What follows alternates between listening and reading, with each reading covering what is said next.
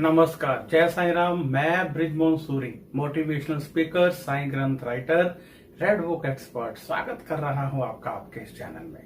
ये चैनल आपका अपना चैनल है। आप जानते हैं प्रतिदिन मैं एक नया विषय लेकर आपके समक्ष हाजिर होता हूं। तो आज नया विषय लेकर मैं हाजिर हूं। तो आइए सुनते हैं आज का नया विषय। जन्माष्टमी के दिन यदि आप पूर्ण विधि के साथ पाठ पूजा करना चाहते हैं, पाठ करना चाहते हैं, जाप करना चाहते हैं, पूजन करना चाहते हैं, तो आपको पता होना चाहिए कि खीरे का महत्व भी इस दिन बहुत अधिक है। आखिर कृष्ण भगवान की पूजा में खीरे का इस्तेमाल क्यों होता है? क्या आप जानते हैं कि कृष्ण भक्ति में खीरे का इस्तेमाल क्यों होता है?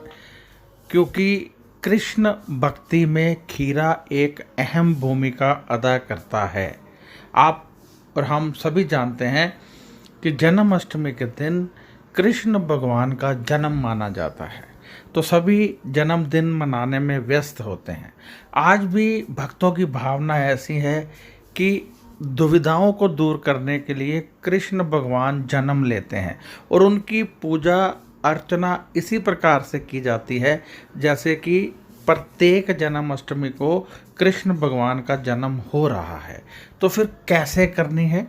और उसमें खीरे का एक बहुत ही खास रोल है। खीरा आप रखिए कृष्ण भगवान के पास, और जब रात को पूरे 12 बजे शंखनाद होने से पहले एक सिक्के से, कॉइन से खीरे को काट दीजिए। यानी उसका छिलका नहीं उतारना है, साबुत खीरे को काट दीजिए। आखिर इसका क्या अर्थ है? बहुत पंडितों ने, बहुत साधु संतों ने आपको ऐसा बोला होगा और आपने देखा भी होगा, परंतु आपको पता नहीं है कि इसका अर्थ क्या है। तो आज मैं बताने वाला हूँ कि इसका मतलब क्या है और ऐसा क्यों किया जाता है। ऐसा इसलिए किया जाता है, जैसे कोई बच्चा पैदा होता है तो उसका नाड़ू काटा जाता है माँ का, क्योंकि बच्चा माँ के साथ एक नाल के साथ जुड़ा होता है। पैदा होने के बाद उसको काटा जाता है।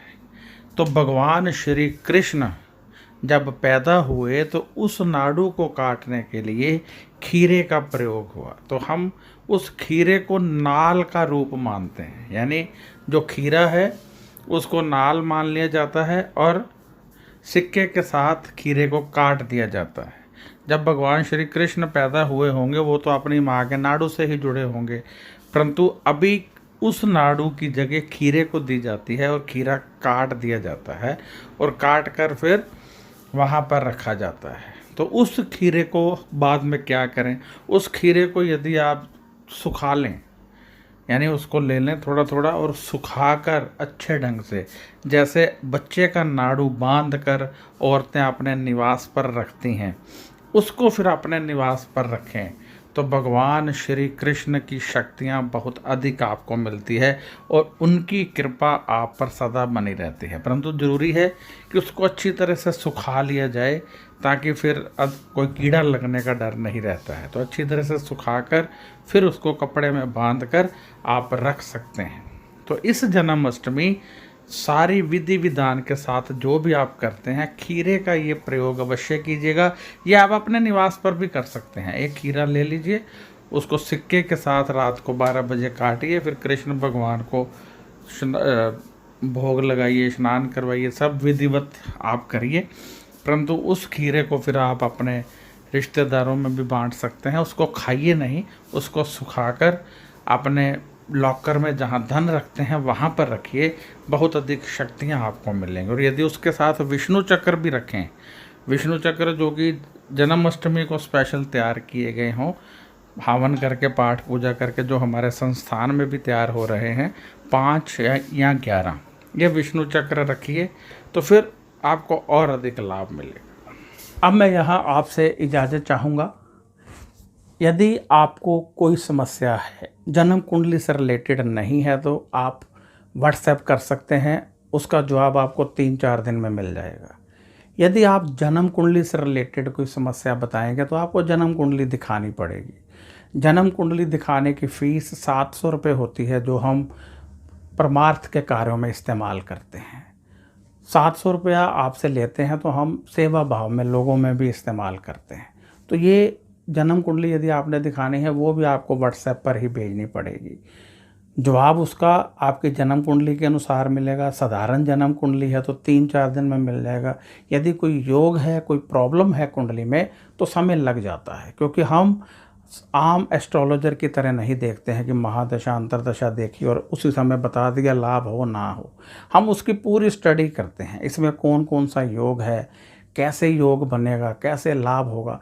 यदि हमें योग मिल जाए तो उसमें फिर टाइम लगता है, इसलिए समय ज़रूर दिया कीजिए जहाँ भी एस्ट्रोलॉजर को आप जन्म कुंडली दिखाते हैं। हाँ, लाभ आपको अवश्य होगा, ज़िंदगी आपकी बदल जाएगी, ये बात पक्की है।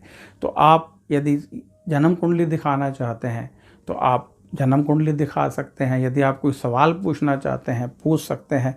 फालतू के मैसेज कृपया मत किया करें। जो आप चित्र भेज देते हैं, फूलों की फ़ोटो भेज देते हैं, वो मत भेजा करें, वो हमें डिस्टर्ब करते हैं। हमें आप भगवान का नाम लिखकर भेजेंगे तो हमें खुशी होगी।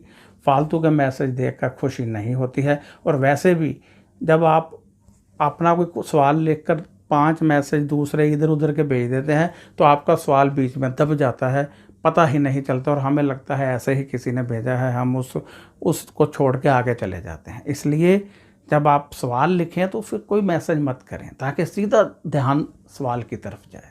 तो अब इजाज़त दीजिए, नमस्कार। और फ़ोन मत कीजिए, फ़ोन यहाँ पर कोई नहीं उठाता है। 9814450802 मेरा नंबर है। व्हाट्सएप भी नंबर है, पेटीएम नंबर भी यही है, व्हाट्सएप नंबर भी यही है, गूगल पे नंबर भी यही है। तो अब इजाज़त दीजिए, नमस्कार, खुश रहिए और अपना